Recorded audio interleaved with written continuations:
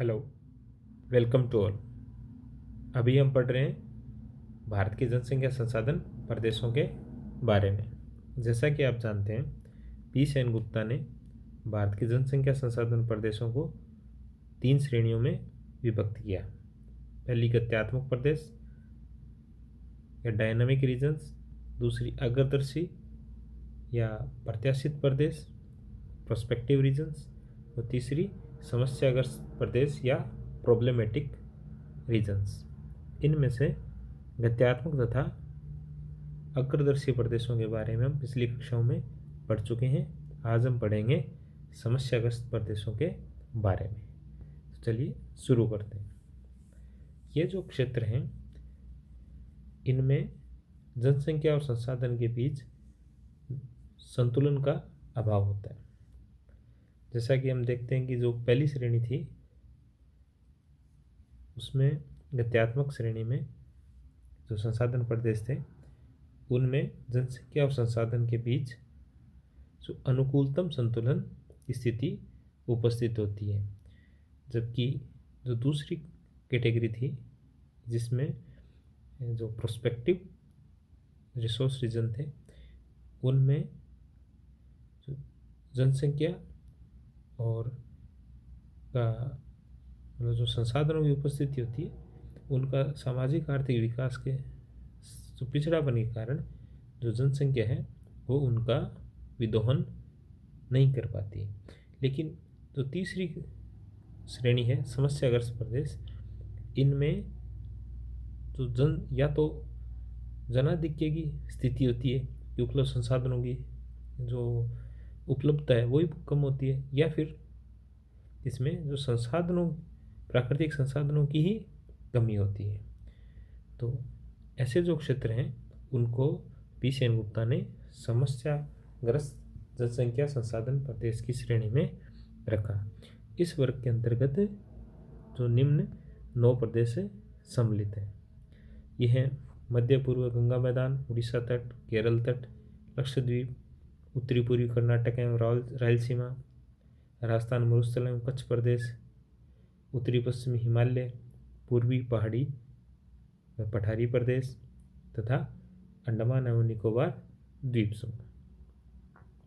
अब देखते हैं इनका विस्तार से। तो पहला प्रदेश है मध्य पूर्व गंगा का मैदान। इसके अंतर्गत पूर्वी उत्तर प्रदेश तथा बिहार का क्षेत्र आता है। इस क्षेत्र को देखें तो ये एक कृषि प्रधान तथा अत्यधिक सघन जनसंख्या वाला क्षेत्र है। यहाँ क्या कृषि भूमि पर जनसंख्या दबाव बहुत अधिक है, जिससे बेरोजगारी, गरीबी, निरक्षरता जैसी स्थितियाँ हैं और सामाजिक आर्थिक विकास का जो स्तर है वो अत्यंत ही निम्न है। और इस क्षेत्र की एक जो विशेषता है वो है आउट माइग्रेशन।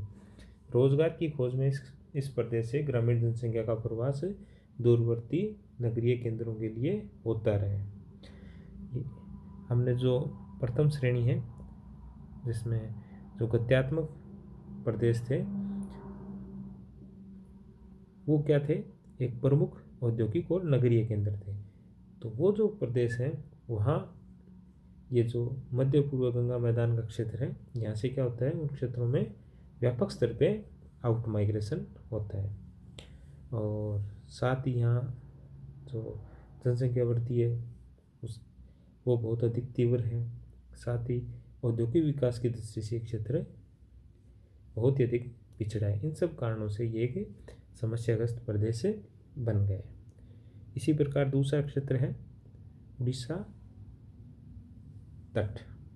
यह भी एक कृषि प्रधान प्रदेश है और यहाँ भी जनसंख्या घनत्व अधिक है और जनसंख्या वृद्धि दर अधिक है।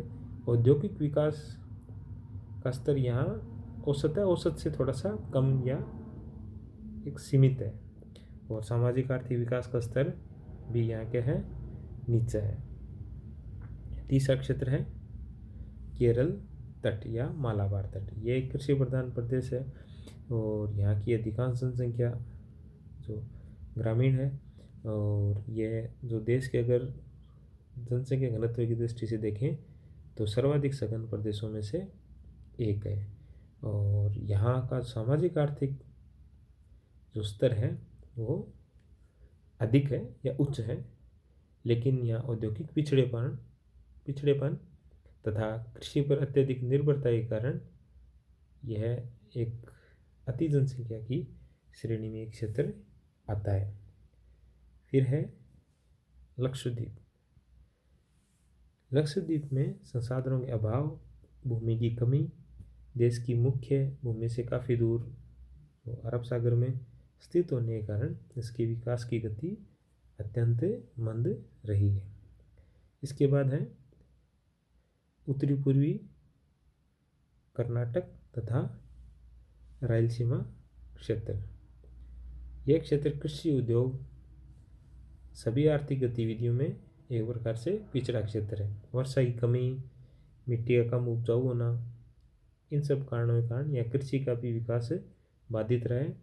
यहाँ जनसंख्या घनत्व, जनसंख्या वृद्धि दर तथा सामाजिक आर्थिक स्तर भी काफ़ी नीचा है। फिर है राजस्थान मरुस्थल तथा कच्छ क्षेत्र। ये जो पश्चिमी राजस्थान और गुजरात का जो कच्छ क्षेत्र है, यहाँ वर्षा की अत्यंत कमी है तथा साथ ही सिंचाई सुविधाओं का भी अभाव है। इसके कारण ये कृषि के लिए लगभग अनुपयुक्त क्षेत्र है। यहाँ औद्योगिक विकास भी बहुत सीमित है। और जो कच्छ क्षेत्र है वो अपनी दलदली तथा लवणीय मिट्टी के कारण लगभग कृषि विहीन प्रदेश है। फिर है उत्तरी पश्चिमी हिमालय प्रदेश, जिसके अंतर्गत जम्मू कश्मीर, लद्दाख, हिमाचल तथा उत्तराखंड के पर्वतीय भाग आते हैं। यहाँ की उच्चावचीय दशाओं के कारण यहाँ कृषि के लिए जो भूमि है उसकी उपलब्धता बहुत ही सीमित है और परिवहन साधनों की भी कमी है। और औद्योगिक विकास के अभाव में यहाँ का जो सामान्य जीवन स्तर है वो निम्न है। और जो कृषि योग्य भूमि पे वहाँ पे जो जनसंख्या का दबाव अत्यधिक पाया जाता है। फिर है पूर्वी पहाड़ी तथा पठारी प्रदेश। यहाँ का जनसंख्या घनत्व तथा सामाजिक आर्थिक विकास का स्तर दोनों ही निम्न है। कृषि और उद्योग दोनों ही अत्यंत पिछड़ी अवस्था में है। यहाँ का अगर जनांगीय ढांचा देखें तो अधिकांश जनसंख्या क्या है, जनजातीय जनसंख्या है, जो अपने आदिम और परंपरागत ढंग से कृषि आखेट आदि कार्य करती है। और इनकी जीवन शैली देखें तो ये अत्यंत मतलब पिछड़ी है। और इसके अंतर्गत सिक्किम, अरुणाचल प्रदेश, मेघालय, नागालैंड, मणिपुर, त्रिपुरा और मिजोरम राज्य सम्मिलित हैं।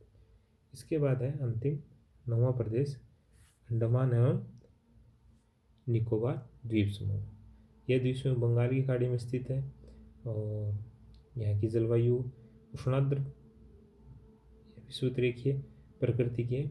और यहाँ जो क्षेत्र है वो मुख्यतः वर्षावनों से आच्छादित है। यहाँ जनसंख्या घनत्व है और तथा जनसंख्या वृद्धि दर दोनों ही अत्यंत कम है।